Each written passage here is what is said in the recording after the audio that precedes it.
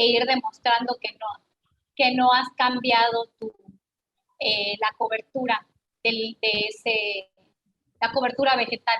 Entonces, aparte de los inventarios, tienes que ir haciendo un seguimiento con imágenes satelitales, con puntos aleatorios. También tienes que hacer y demostrar que esta cobertura no ha cambiado, no ha cambiado más del 10% y que más bien aumentó más del 10%. Nunca puede ser menos del 10%. Cuando una persona que tiene un proyecto tiene menos, resulta ser que en el año 1 tenía 110 toneladas y en el año 2 tenía entonces nada más 70, es aquí donde viene el término de las reversiones. ¿Sabes qué? El año pasado tenía 100, este año tienes 70, yo este año nada más te voy a pagar nada más te voy a pagar 50 porque me diste 30 menos que el año anterior. Entonces, sí hay una penalización. No es como que te deje pasar. Te voy a quitar porque tú tenías más, tú tenías que aumentar o quedarte igual. Y si te quedas igual, no te pago nada. Y va a llegar un punto en que te lo respeta una cantidad de años. Después ya te va a decir, no, ya tú si llegaste a revertir, si tienes menos toneladas de carbono, explícame por qué fue. Entonces, en algunos casos, la mayoría de proyectos, que eso es algo que me gusta mucho de los proyectos en general de mercados voluntarios de carbono, es que no solo tienen que ser proyectos de restauración, así de restauración pasiva, ¿no? Hay también proyectos de aprovechamiento. Entonces, tú le puedes decir a la verificadora, ¿sabes qué? Te voy a anunciar que este año me aprobó mi institución del gobierno, que eso sí se lo piden legalmente, me aprobó la institución, un ministerio, una comisión, el ente encargado en el país, me aprobó que puedo aprovechar un 20% de esta área. Entonces, con eso te voy a justificar que yo voy a tener un descenso en mis acervos de carbono. Y lo que te van a decir, entonces, ¿sabes qué? Tú pasas a tener otro tipo de proyecto, que ya no es restauración, que es aprovechamiento. Y entonces vamos a llevarle un seguimiento y tu aprovechamiento nunca debe ser mayor que tu captura. Si aprovechaste tantas toneladas de carbono, deberías de tener tantas más, no puedes tener menos. Entonces ahí viene otro tipo de proyectos que son los proyectos de manejo forestal. Pero en el caso de que tenga menos carbono, se les van a quitar, te quitan créditos y ellos se quedan con créditos. Ya, pero vayamos al caso extremo, Dinoca, de que un propietario que ya ha logrado su certificado, que está cobrando, y por alguna circunstancia ese propietario elimina ese bosque o elimina esa plantación. ¿Cuáles son las sanciones? Se quedan con todos los créditos del fondo de aseguramiento que te han quitado año con año. Si tuviste 3 años, te van a quitar el 30% de tus créditos de cada uno de esos años. Y aparte, al menos ya con ellos no vas a poder volver a tener un proyecto de carbono forestal. Ya, ok. Por aquí, Eric Ramírez nos pregunta que si las ABRAE podrían estar dentro de los mercados de carbón. Las ABRAE sí pueden estar dentro de los mercados de carbono siempre y cuando haya un decreto o haya un plan de manejo para esa ABRAE que permita llevar a cabo la actividad a la cual tú te quieres inscribir a un plan de carbono forestal. Ejemplo, si esa ABRAE si esa ABRAE es solo de conservación, entonces tú puedes entrar en un proyecto de restauración y decir, yo voy a garantizar que por 100 años esta ABRAE nunca va a disminuir sus acervos de carbono, siempre va a aumentar. Si esa BRAE tiene un decreto de ley o tiene un plan, que aquí le llaman plan POET, que es un plan de manejo como territorial, de territorio, y en ese plan, en ciertas áreas se pueden llevar a cabo actividades, por ejemplo, de ecoturismo, actividades de aprovechamiento, y en un área como núcleo, pues no se puede llevar a cabo ninguna otra actividad que no sea solo conservación.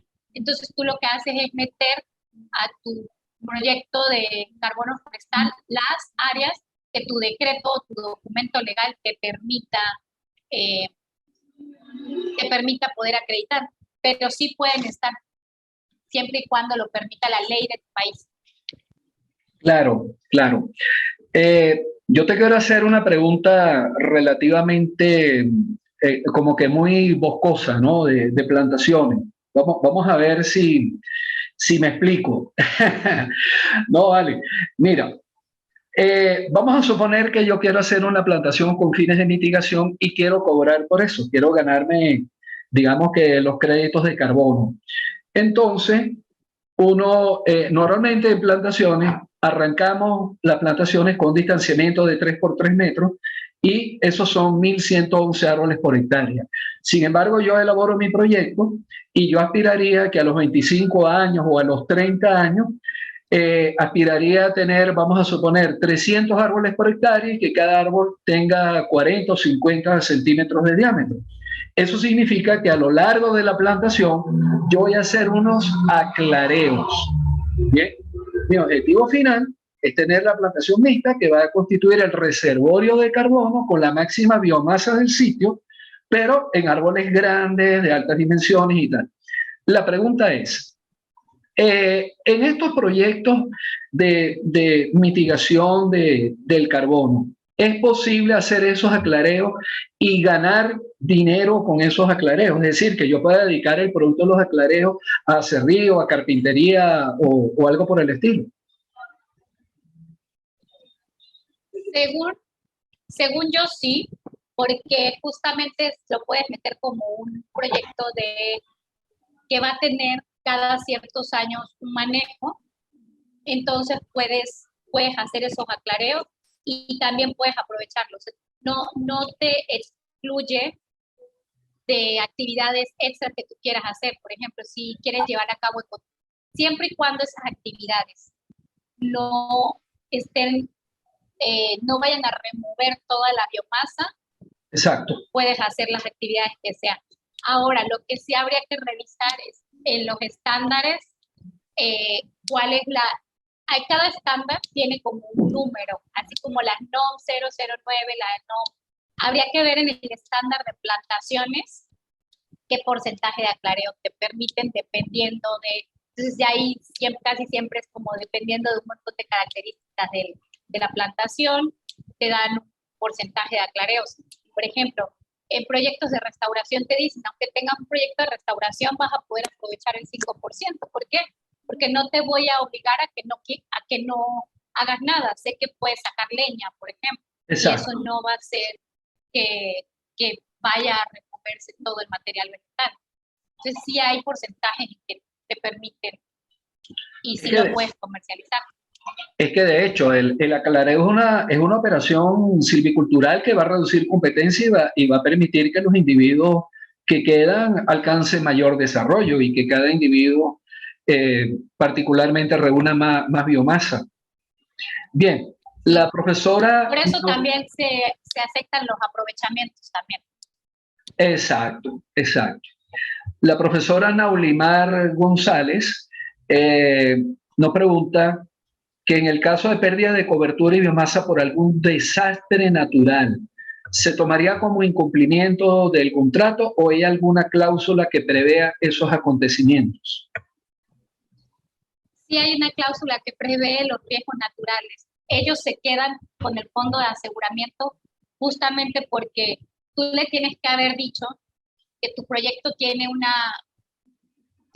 corre un riesgo de que ocurra algo. Entonces ellos evalúan y dicen, sí es cierto, corre este riesgo, entonces yo me voy a quedar con esto, pero no te voy a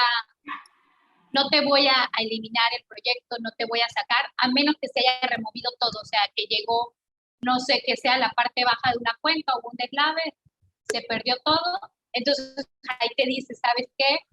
Porque no sigas en el proyecto. Y no te dicen que no sigas porque te tienen que sacar, sino porque cada año también que tú perteneces, que estás en el proyecto, tú debes de pagarle a los verificadores por mantenerte la cuenta, por mantenerte ahí vigente dentro de ese proyecto.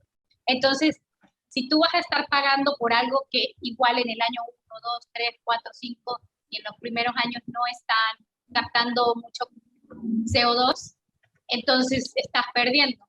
Lo que sí es que no te quitan así, como que no te hacen el tache, pero sí se quedan ellos con el fondo de aseguramiento. Bien, bueno, mira,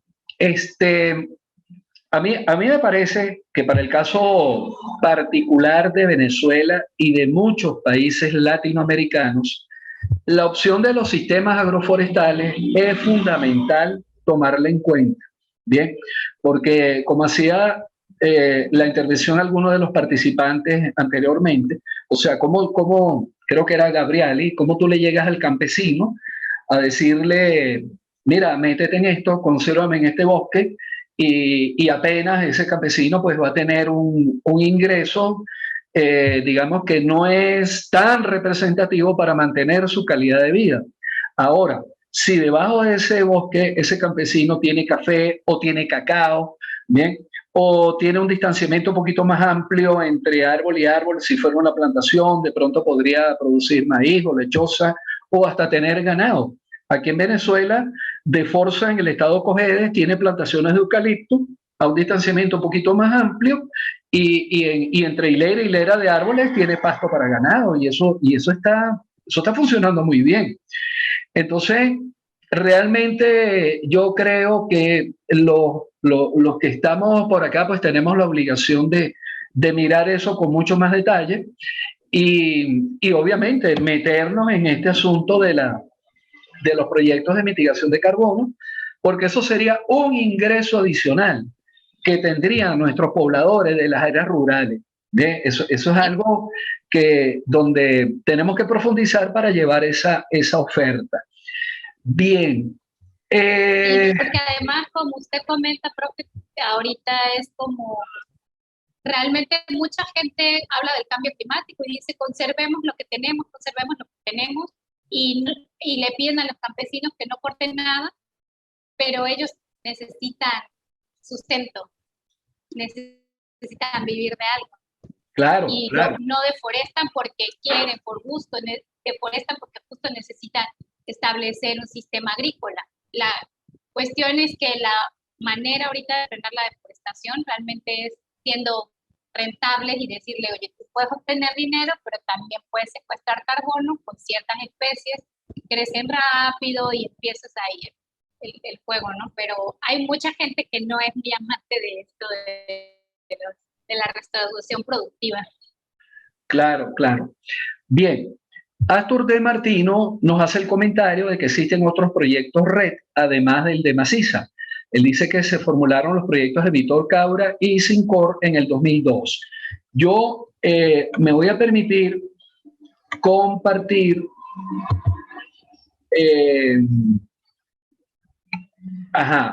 aquí tengo un cuadro que sale de la Agencia de las Naciones Unidas para el Desarrollo hasta el 2021.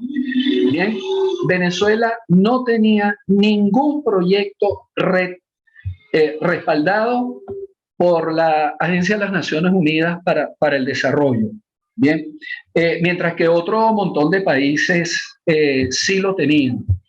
Y vamos a ver cómo, y me encontré una página web de Simonet y colaboradores que serían otros proyectos red financiados más que todos por entes privados, porque el cuadro anterior es lo que financia las Naciones Unidas y en este cuadro son proyectos red financiados por cualquier digamos que institución privada o por cualquier otro actor, por cualquier otro actor, ¿no? Entonces, por lo menos hasta 2020, Venezuela aparece con un solo proyecto, con 26.981 hectáreas y una inversión de casi $20.000. A eso es a lo que yo me refiero de que ese era un proyecto de maciza. Hace pocos días estuvimos en una conferencia donde participó Leonel Hernández y justamente él fue el que nos comentó que habían formulado un proyecto para el Caura, creo que era a través del GEF, y finalmente eso no logró la autorización del alto gobierno y no lo pudieron ejecutar. Entonces, bueno, ojalá y haya más experiencia. O sea, realmente quisiéramos que hubiera más experiencia en Venezuela y sobre todo que las personas que, digamos, que dieron estos primeros pasos formulando estos proyectos, bueno, pues puedan ayudar con esa experiencia para la nueva etapa que se viene, donde yo estoy seguro que ahora va a haber mucha, mucha más promoción. Yo creo que el gobierno anda en esa onda. Bien, Astur de Martino también nos pregunta lo siguiente: ¿cómo conciliar los cobeneficios de un proyecto con la condición de adicionalidad financiera requerida como lineamiento fundamental de los proyectos red?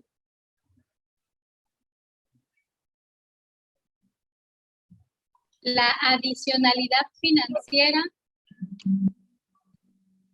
Lo que pasa es que los proyectos red son distintos a los proyectos de mercados voluntarios de carbono. Exacto. Los proyectos red son proyectos de deforestación evitada. Los proyectos de mercado de carbono son más bien proyectos asociados a la captura de carbono. Una cosa es, yo tengo esto y dentro de los siguientes años esto va a ir aumentando y voy a llegar a tener esto. Y otra cosa es, yo tenía esto deforestado y conforme yo lo conserve, mi tasa de deforestación va a ir gradualmente disminuyendo. Los proyectos red hablan de deforestación evitada. De hecho, en proyectos red pueden estar, todas las ABRAES de Venezuela podrían estar en proyectos red, porque en teoría ahí no se puede deforestar. En cambio, los proyectos de mercados voluntarios de carbono podrían estar todas las otras áreas que no necesariamente son ABRAES, ¿no? Y que más bien van a ir, que sean bosques secundarios o bosques, o lo que aquí, bosques en las primeras edades de sucesión, que no necesariamente tenga que ver con un sitio que sea conservado. Los proyectos red hablan de sitios conservados. Los proyectos de mercado voluntario hablan de sitios que se promueven a conservar. Ya. No sé, los cobeneficios, según yo, bueno, en los proyectos red no conozco los cobeneficios, pero en los proyectos de mercados voluntarios de carbono, todos los cobeneficios van enmarcados a los objetivos de desarrollo sostenible. Si tú enmarcas unos de tus cobeneficios en los objetivos de desarrollo sostenible, entonces tú vas a obtener una ganancia más alta. Y según yo, los proyectos red también creo que van por ahí. Ya. Mira, Dinosca, hace bastante tiempo se estaba hablando de los mecanismos de desarrollo limpio y yo me recuerdo que para ese momento, digamos que los proyectos forestales, de bosques naturales o de plantaciones, donde la madera se destinaba al aserrío, fuera para carpintería, para muebles o para casa, eran válidos porque era un carbono que iba a quedar retenido durante muchos años, digamos que en forma de muebles o en forma de una casa. Tú haces una casa de madera y tú que eres tecnóloga, lo sabes, tú haces una casa de madera y eso te debería durarte 60 u 80 años. Ahora pregunto, en este momento, un proyecto de esa naturaleza no cuenta para ganar créditos de carbono. Bueno, los créditos de carbono están directamente relacionados con las toneladas de CO2 equivalentes que están fijadas en algún ecosistema. Entonces esa es como la primera limitante. Lo que yo creería es que los mecanismos de estos de desarrollo limpio estaban mucho ligados a cuando el mercado era obligatorio. Para el mercado obligatorio es que hay el mercado voluntario y el mercado obligatorio. Entonces, el mercado obligatorio, de alguna manera u otra, tenía que cumplir con mitigar sus gases de efecto invernadero. Entonces, probablemente en el mercado obligatorio haya alguna metodología que hable sobre sobre la madera cerrada como un crédito de carbono. Pero yo creo que por eso es que nacen todo esto de la FCC y toda esta otra corriente de garantizar que tu madera viene de un sitio certificado y...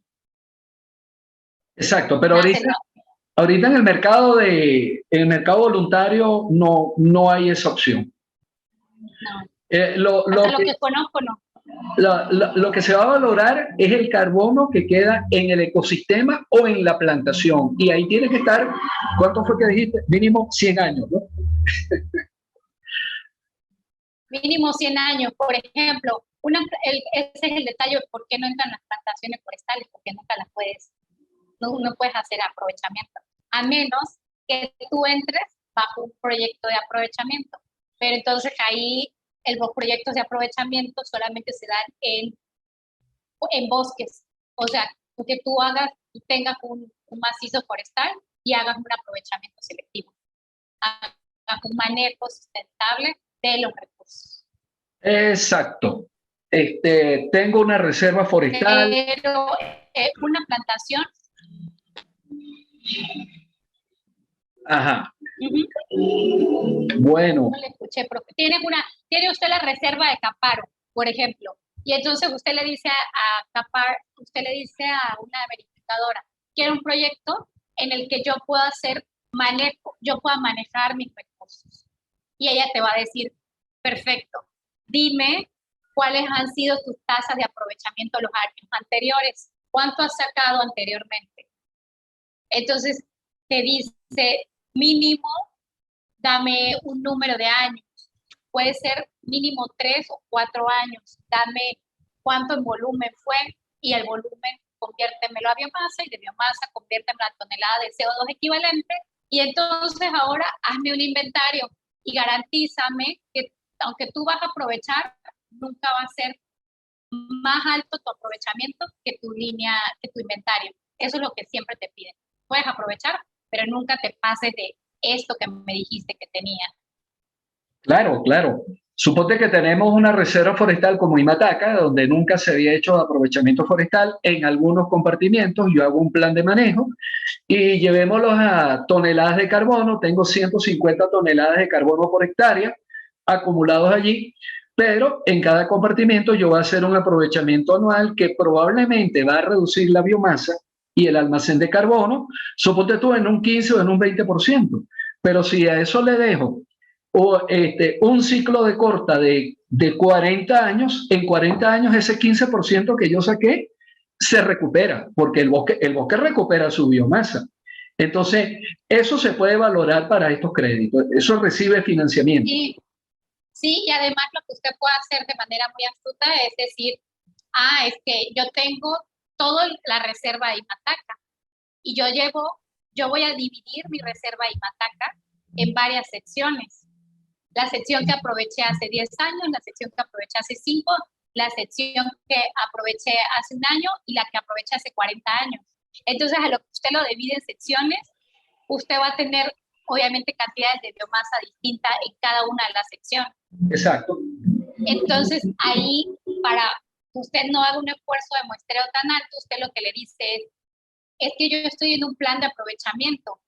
Y en mi plan de aprovechamiento, en mi plan de manejo, me aprobaron que en esta sección yo puedo tener, porque en mi inventario inicial yo vi que tengo tasas de crecimiento, especies, un montón de cosas que se valoran, ¿no? Como es, aquí por ejemplo, no sé, los programas de aprovechamiento que que tus índices de sitio, que la dinámica de los inventarios, ¿no? ¿Cuántos tienes de individuos juveniles? ¿Cuántos tienes de individuos?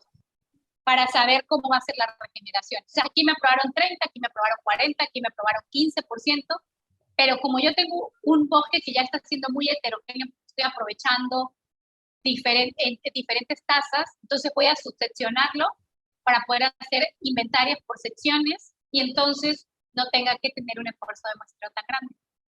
Y le digo, oye, y el otro año yo voy a aprovechar aquí, pero a una tasa de aprovechamiento del 20%.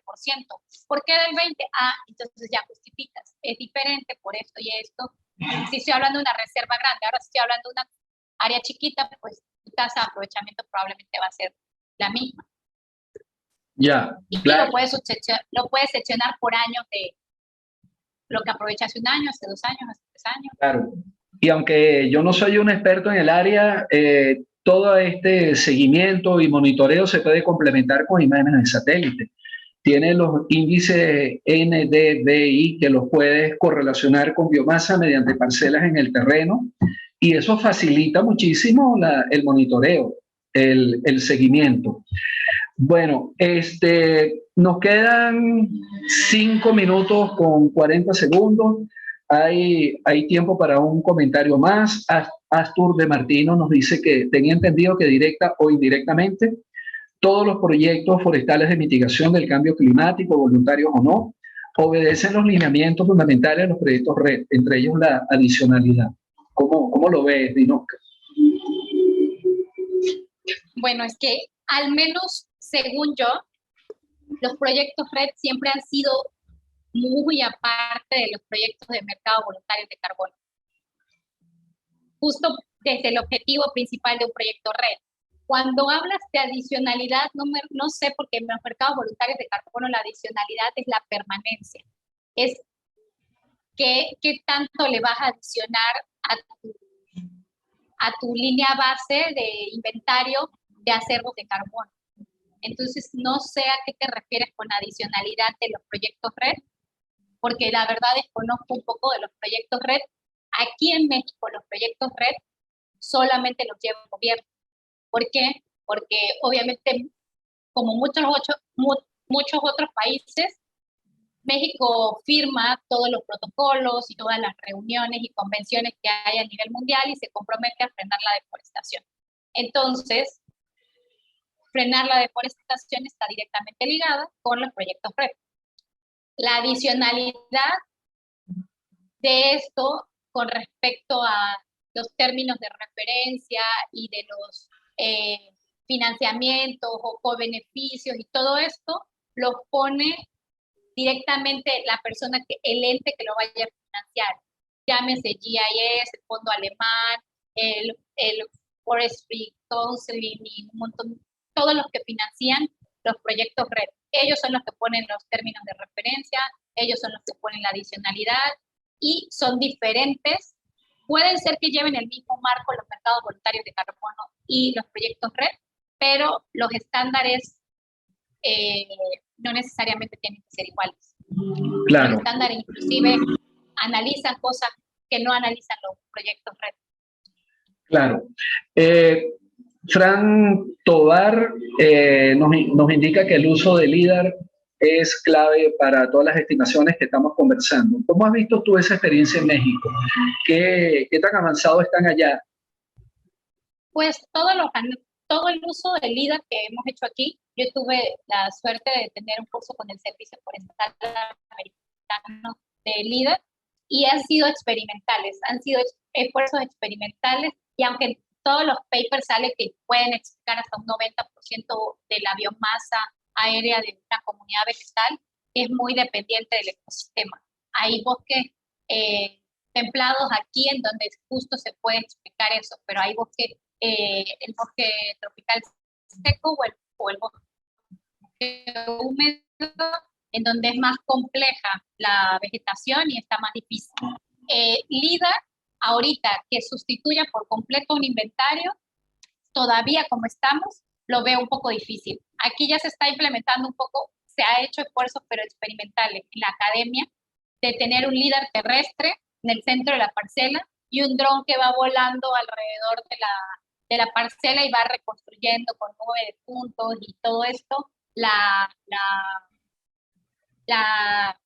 los árboles, ¿no? Lo difícil que hemos conseguido aquí, o que he visto, es que como no son bosques templados, no cumplen los árboles una forma cónica o no tienen una forma que se pueda adecuar a una figura geométrica. Entonces, hacer que estos puntos puedan explicar un volumen, porque finalmente para poder tener biomasa, pues estamos ante volumen. Es difícil, que son solamente puntos. Y puntos que pudieran haber chocado en una liana, en la rama, y no en el tronco del árbol, ¿no? O en un individuo, justamente. Entonces, sí está siendo una buena herramienta, sí creo que probablemente va a ser una buena herramienta de aquí a unos años, pero aún no es tan acertada para hacer inventarios grandes.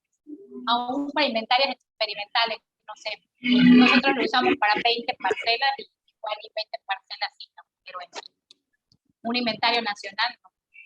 Bien, bueno, nos queda un minuto. Hay un mensaje de felicitación del profesor Fran Tovar, dice, excelente Dinosca, está muy agradecido con todo el equipo organizador, es una tarde muy enriquecedora. Yo tengo que felicitar muy efusivamente a Marianne. Ella fue como tu gran amiga del alma, Dinosca, quien nos dijo, me dijo, mire, profesor Lozada, Dinosca está allá en México y está haciendo esto y esto. ¿Usted cree que eso es interesante? Bueno, pues, ¿cómo no va a ser interesante? Excelente, Dinosca. Muy, muy agradecido. Te felicito muchísimo. Te mando un gran abrazo. Haces que nos sintamos orgullosos